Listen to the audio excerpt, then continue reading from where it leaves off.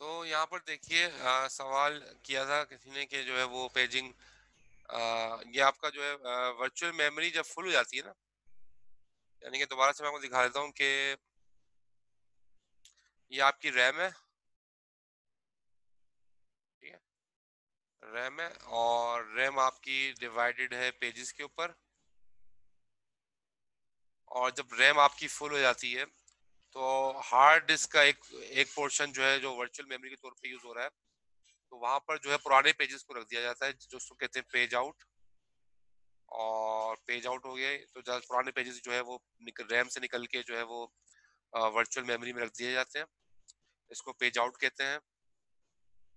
और जो नए पेजेस जो आप रन करोगे प्रोग्राम, जाहिर है वो उन जगहों पे रख दोगे, यहाँ पर नया प्रोग्राम रख दोगे जहाँ पर जो आप नया प्रोग्राम खोला है आपने, वो आप इन जगहों पर रख दोगे जो जो खाली हुई है, पुराने पेजेस जहाँ से निकाले गए हैं। ठीक है।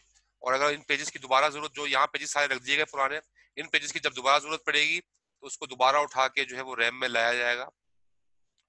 उसको कहेंगे पेज इन। Page in.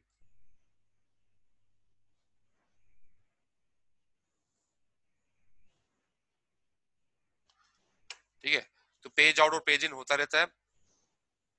जब किसी पेज इन कब होता है, पेज इन कब होता है, पेज इन जब होता है जब रैम के अंदर कोई चीज डेटा, आपने पुराना डेटा एक्सेस करने की कोशिश की और वो डेटा जो है रैम में नहीं है, तो वो वर्चुअल मेमोरी में देखेगा। वर्चुअल मेमोरी तो नहीं है, वर्चुअल मेमोरी में होगा तो उसको वहां से उठा के रैम में लाया जाएगा और पेज इन किया जाएगा।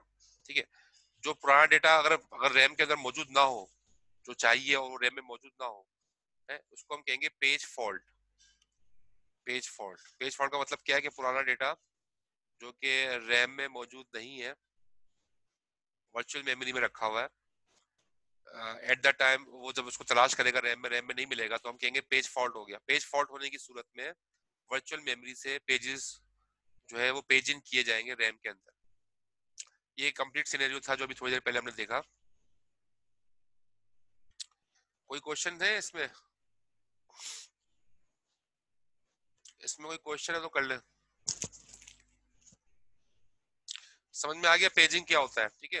यानी कि वर्चुअल मेमोरी के जरिए से आप जो है वो लिमिटेड रैम को भी जो है वो आप एक्सेस, मतलब ज्यादा प्रोग्राम, अपने रैम की गुंजाइश से ज्यादा प्रोग्राम आप चला सकते हो रैम में, अगर आप वर्चुअल मेमोरी के साथ उसको यूज करो।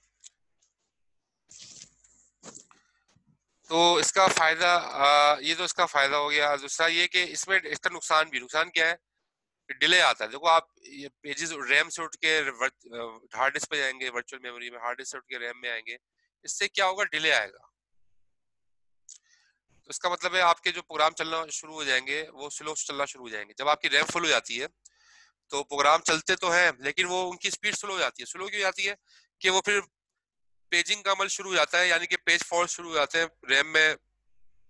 रैम के अंदर पेज आउट पेज इन का अमल शुरू हो जाता है वर्चुअल मेमोरी के साथ, तो उसके अंदर जो है ना परफॉर्मेंस डिग्रेड हो जाती है और सिस्टम जो है स्लो हो जाता है। तो प्रोग्राम नहीं चले, इससे अच्छा है कि प्रोग्राम स्लो चले। ठीक है। तो इस कॉन्सेप्ट के ऊपर वर्चुअल मेमोरी को रखा गया है कि something is better than nothing. कि प्रोग्राम का ना चलने से अच्छा है प्रोग्राम स्लो चल जाए। तो इस कॉन्सेप्ट को जो है ना वो वर्चुअल मेमोरी के अंदर जो है वो रखा गया है। और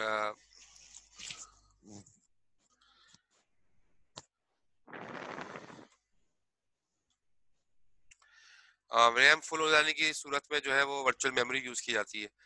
ये रिकमेंडेड नहीं होता कि आप वर्चुअल मेमोरी कोई ज्यादा यूज कर लें, मतलब वर्चुअल मेमोरी बढ़ाते रहे रैम कम करते रहे, रिकमेंडेड नहीं होता क्योंकि इससे सिस्टम स्लो हो जाता है। रिकमेंडेड यही होता है कि आप ज्यादा से ज्यादा रैम लगाएं अपने सिस्टम में ताकि वर्चुअल मेमोरी पे जाने की जरूरत ही पेश ना है। तो जाहिर है इससे सिस्टम फास्ट चलेगा आपका। तो रिकमेंडेड यही होता है कि ज्यादा रैम लगानी चाहिए। लेकिन जाहिर है मजबूरी की सूरत में जब रैम फुल हो जाए तो वर्चुअल मेमोरी का सहारा लिया जाता है।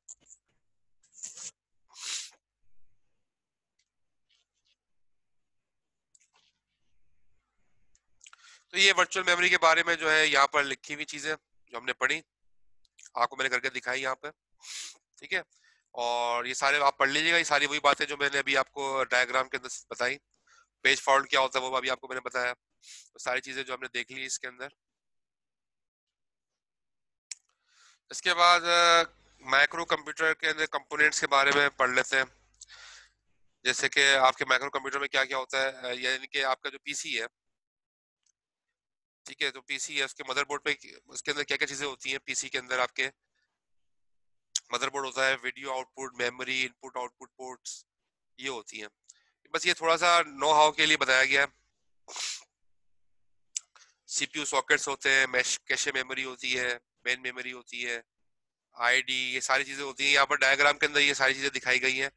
ये मदरबोर्ड तो पुराना है लेकिन इसके अंदर कुछ मतलब लेबलिंग कर दी गई है कौन सी चीज जो है वो क्या कहलाती है। मिसाल के तौर पे ये आपकी रैम लगाने की जगह है, रैम लगाने की स्लॉट्स है, डायनेमिक रैम लगाने की। और ये पावर कन्वर्टर है, ये डिस्केट कन्वर्टर है। इस तरह से ये मेमोरी कंट्रोलर हब है, आईओ कंट्रोलर यहाँ लगे हुए, ये चिप जो लगी है छोटी सी, ये आईओ कंट्रोलर है, इनपुट आउटपुट को कंट्रोल करती है। और यहाँ पर ये स्पीकर लगे हुए, छोटे बिल्ट इन स्पीकर्स। और ये बैटरी है, ये जीपी स्लॉट्स है, पीसीआई स्लॉट्स है। ये पीसीआई स्लॉट्स में इस पे कार्ड लगा सकते हैं आप, मल्टीपल कार्ड। अगर कोई बिल्ट इन कार्ड कोई चीज नहीं है आपकी, जैसे मिसाल के मोडेम नहीं है या इसके अंदर आपके वीजीए नहीं है, तो आप इन स्लॉट्स पे लगा सकते हो। ऑडियो चिप है, ठीक है, वीजीए की चिप यहाँ पर, वीजीए केबल यहाँ लगाते हो आप वीडियो के लिए। तो ये सारी चीजें आपकी बिल्ट इन होती हैं, सीरियल यूएसबी माउस वगैरह ये सब, ये आपके मदरबोर्ड के ऊपर सारी स्लॉट्स इसकी मौजूद होती है। एक व्यू दिखाया है मदरबोर्ड का, है तो पुराना मदरबोर्ड लेकिन जाहिर है इसमें पेंटियम प्रोसेसर जो आप लगाते हो यहाँ लगाते हो, ये पेंटियम 4 सॉकेट।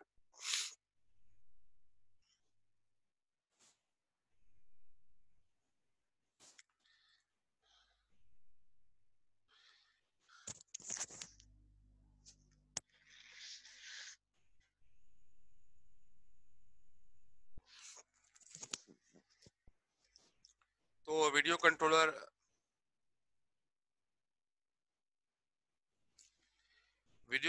जो है वो आपका मदरबोर्ड पे ही होता है। और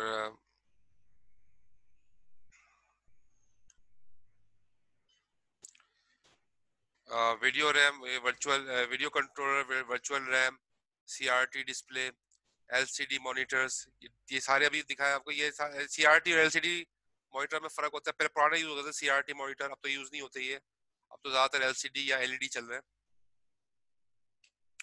ये आपका जो है वो वीजीए कार्ड, ये जो ग्राफिक्स का कार्ड है जिसके अंदर वीजीए कार्ड है, जो डिस्प्ले को सपोर्ट करता है, ठीक है, वीडियो ग्राफिक्स को और डिस्प्ले को सपोर्ट करता है वीजीए कार्ड, जो कि बिल्ट इन होता है, उसको अलग से लगाना चाहे अलग से भी लगा सकते हैं पीसीआई स्लॉट में। तो यहाँ पर मुख्तलिफ मेमोरी के बारे में बताया गया है। तो रोम क्या होती है, रीड ओनली मेमोरी, जो कि बिल्ट इन होती है, बायोस चिप वगैरह इसी में लगती है। EPROM, erasable programmable read only memory, ये ई प्रोम ही होती है, जाहिर है आपकी रैम जो होती है। और डायनेमिक भी होती है। डायनेमिक का मतलब क्या है कि कहीं भी रखा जा सकता है। रैम जो है आपकी डी रैम भी होती है, डी रैम ही होती है एक्चुअल में, और डायनेमिक रैम ही होती है, तो कहीं भी डेटा आप रखवा सकते हैं। स्टैटिक रैम जो होती है वो कैशे मेमोरी जो होती है वो आपकी स्टैटिक रैम होती है, जाहिर है जो ज्यादा एक्सपेंसिव होती है। बाकी ये वीडियो रैम अलग होती है जो वीडियो के लिए रखी जाती है, और सीमोस रैम भी अलग होती है, मतलब उसके थोड़ी अलग अलग किस्म की रैम है, रैम की होती है। लेकिन ये रैम जो है बिल्ट इन होती है सारी। हम ज्यादातर जो है ये रैम लगाते हैं, डायनेमिक रैम, जिसको हम रैम कह रहे होते हैं। बाकी तो सब बिल्ट इन ही होता है मदरबोर्ड में। तो यूएसबी पोर्ट्स होती हैं,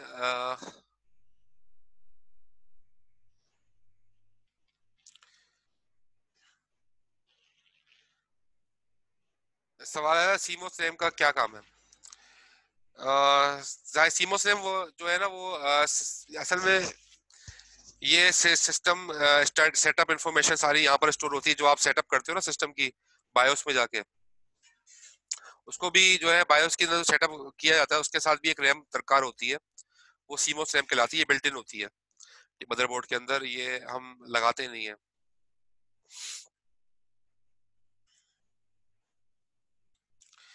अच्छा, यूएसबी इनपुट आउटपुट पोर्ट्स आप यूज करते हैं, हम यूएसबी पोर्ट यूज करते हैं। ठीक है, यूएसबी पोर्ट्स आप देखते हो, इसका फायदा क्या है, ये लिखा हुआ है सपोर्ट हॉट कनेक्शंस। ये प्लग एंड प्ले होती है, यानी कि जैसे ही आपने यूएसबी डिवाइस लगाई है फौरन ऑपरेट करना शुरू हो जाती है, कंप्यूटर को रीस्टार्ट करने की जरूरत नहीं है। ये फायदा है यूएसबी डिवाइसेस यूएसबी पोर्ट का, वरना कोई और भी कोई सा भी आप पोर्ट लगाओगे उसके लिए आपको कंप्यूटर रीस्टार्ट करना पड़ेगा, तब जाके वो फंक्शनल होती है। लेकिन जो यूएसबी पोर्ट्स होती हैं वो प्लग एंड प्ले होती हैं, जैसे ही आप इसको प्लग करोगे फौरन स्टार्ट हो जाती है। और ये इस तरह से पैरेलल केबलिंग भी यूज होती है, जो ज्यादा प्रिंटर के लिए हम यूज कर रहे होते हैं। ठीक है, तो डेटा ट्रांसफर हो रहा होता है पैरेलल केबल के जरिए से, तो उसकी ये चिप है इंटेल की, ये काम करती है पैरेलल कम्युनिकेशन के लिए।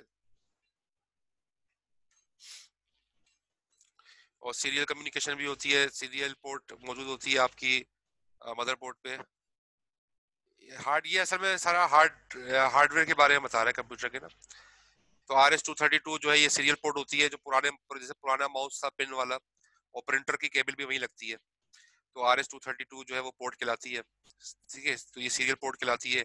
इसमें एक एक करके बिट जाती है, one bit at a time, एक एक टाइम में एक बिट जाएगी, तो सीरियल कम्युनिकेशन कहलाती है। मल्टीपल बिट्स नहीं आती, बल्कि एक एक बिट करके जो है कम्युनिकेशन होती है। तो इसके अंदर ये ट्रांसमीटर लगा हुआ होता है, 165550 UART, यूनिवर्सल एक्सिक्रोनस रिसीवर ट्रांसमीटर लगा हुआ होता है, और ये असेंबली लैंग्वेज के जरिए आप इसको प्रोग्राम कर सकते हो। हार्डवेयर के अंदर इसका प्रोजेक्ट भी मैंने रखा हुआ है कि सीरियल कम्युनिकेशन करके दिखाएं, केबल के जरिए, RS-232 केबल के जरिए, RS-232 सीरियल पोर्ट के जरिए कम्युनिकेशन करके दिखाएं, सीरियल कम्युनिकेशन। ये मैंने प्रोजेक्ट भी रखा हुआ है।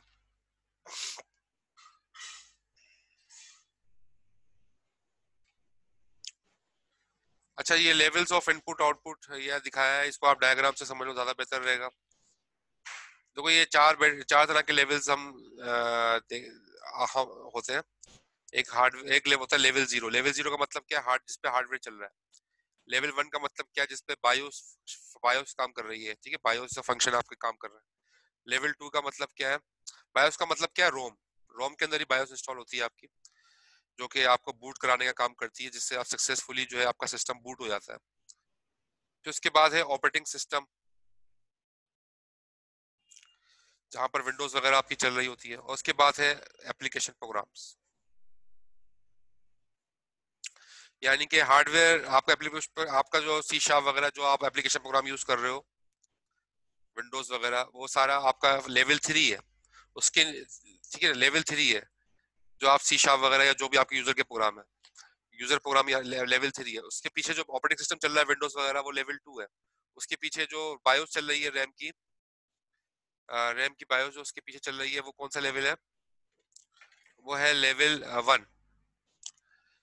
और उससे पहले उससे पीछे जो सारा हार्डवेयर चल रहा है, तो ये सारे सारे लेवल्स मिलके जो है आपका प्रोग्राम जो है वो चल रहा होता है।